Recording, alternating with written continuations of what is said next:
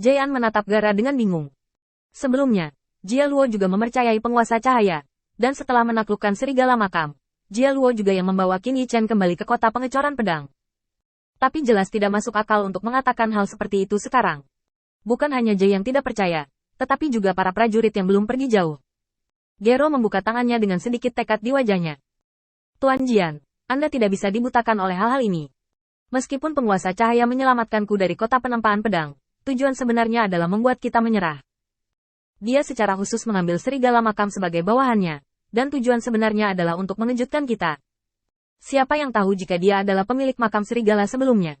Kali ini tujuannya terlalu kuat, hanya untuk membuat kota pengecoran pedangku sujud di depannya.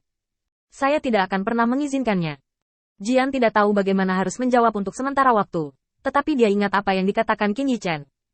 Ketika dia tidak tahu harus berkata apa, jangan katakan, diam, dan buat keputusannya sendiri. Jay memejamkan mata, ada terlalu banyak hal yang tidak pasti di hatinya. Baik Qin Yichen maupun bawahannya, maupun seluruh kota pedang casting tidak bisa dipercaya. Satu-satunya hal yang bisa dia yakini adalah bahwa Jia Luo tidak akan menyakitinya, jika dia benar-benar memiliki ide. Ada banyak peluang. Satu-satunya hal yang bisa dia yakini adalah bahwa Jia Luo tidak akan menyakitinya, jika dia benar-benar memiliki ide. Ada banyak peluang, dan dia tidak perlu menunggu sampai saat ini. Jian mengangguk tanpa suara, lalu menggelengkan kepalanya lagi.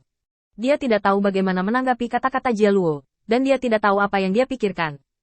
Jika dia mengatakan sesuatu yang salah saat ini, ide Jia Luo akan mati sebelum waktunya, yang bukan kabar baik. Saat ini, Jian memilih diam dengan sangat rasional. Ketika Jia Luo melihat reaksi Jai, dia langsung merasakan kesempatan itu. Dia mengulurkan tangannya tiba-tiba, menunjuk ke prajurit yang belum berjalan jauh di halaman, dan meraung. Tuan Jian, jika Anda benar-benar berpikir bahwa informasi yang dipertukarkan saudara-saudara kita untuk hidup mereka sangat tidak berharga, maka Anda tidak memiliki saudara laki-laki saya. Aku sudah berkali-kali memberitahumu bahwa orang-orang ini tidak dapat dipercaya. Hanya orang-orang dari kota pedang, dan hanya bawahanmu, yang benar-benar mengabdi padamu. Orang luar itu hanya mencari hak dan kepentingan. Mereka adalah binatang buas yang tidak bisa mendapatkan cukup makanan, dan mereka hanya ingin merobek sepotong daging dari kita. Jia Luo dipenuhi dengan kemarahan dan memelototi Jian di atas. Raungan seperti itu tentu saja terdengar dan dilihat oleh banyak orang. Para prajurit yang telah pergi tiba-tiba kembali, membawa tubuh Paman Zhang. Tuan Jian, Anda tidak bisa dibutakan. Ini semua ilusi, hanya tubuh Paman Zhang yang nyata. Melihat semua orang akan memaksa istana, Jian menghela nafas. Kembalilah, aku ingin diam. Setelah berbicara, Jian berbalik dan berjalan menuju halaman belakang. Jian tahu bahwa dia tidak bisa melakukan apa-apa. Dia tidak pandai berakting, dan dia tidak pandai melihat melalui strategi orang lain. Satu-satunya hal yang bisa dia lakukan adalah kepercayaan mutlaknya pada Jia Luo. Tidak ada jejak kotoran, kepercayaan penuh. Beri dia panggung terbaik dan biarkan dia menunjukkan kemampuannya. Dengan kepergian Jai, Jia Luo sangat marah sehingga dia membanting meja, dan piring yang tak terhitung jumlahnya terbalik ke tanah. Jia Luo berbalik dan mengambil 2 langkah, lalu berbalik tiba-tiba. Tuan Jian, mulai sekarang, saya tidak akan melayani Anda di sisi Anda. Setelah selesai berbicara, Jia Luo meninggalkan aula tanpa melihat ke belakang.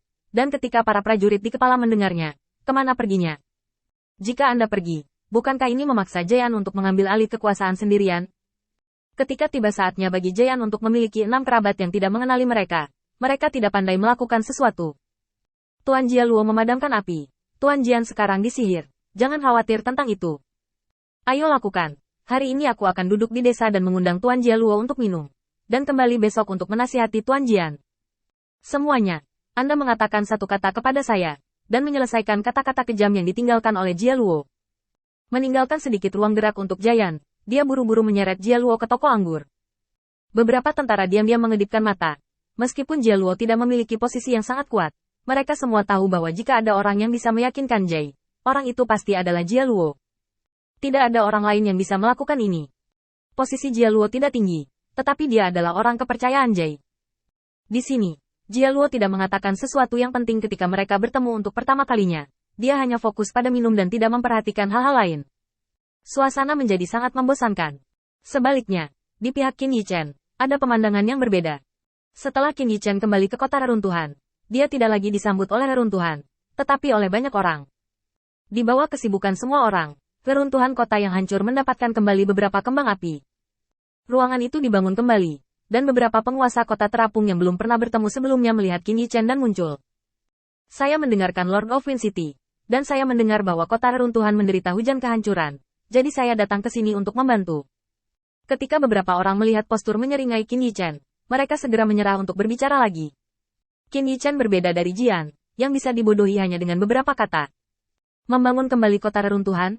Terus terang, ini untuk menjebak Qin Yichen di reruntuhan kota yang hancur ini. Tanah awan adalah sumber daya utama kota kekosongan terapung. Setelah mengalami hujan penghancur dewa, tanah awan telah rusak. Jika tidak diganti, itu akan semakin jauh di jalan kematian yang lambat. Tentu saja, dalam proses ini tidak semuanya mulus, dan seseorang pasti akan membantu. Mereka berharap kuil utama Guangming akan segera runtuh bersama reruntuhan kota. Adapun bantuan yang mereka katakan, mereka yang tidak mengeluarkan awan dan tanah dianggap kentut. Di bawah premis bahwa extinguishing rain akan merusak Yuntu, dia tidak membawa Yuntu ke sini. Ini adalah jenis musang menyapa ayam dengan bahan barbecue. Ketika suasananya sangat memalukan, Qin Yichen tiba-tiba menyeringai.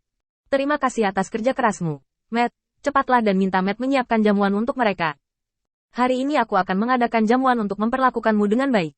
Dalam senyum Qin Yichen seperti angin musim semi di bulan Maret, beberapa penguasa kota sedikit genit. Dia tidak menyadari niat membunuh yang tersembunyi dalam senyum ini. Tuan, Anda serius, tetapi Anda hanya membantu sedikit. Apa yang kamu bicarakan? Tuan Guangzhou memberimu wajah. Kita semua harus melanjutkan. Tetapi jangan belajar tentang kota penempaan pedang.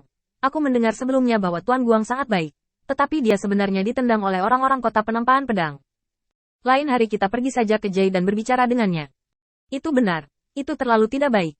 Semua orang, Anda dan saya, tidak memberi Qin Yichen kesempatan untuk berbicara sama sekali.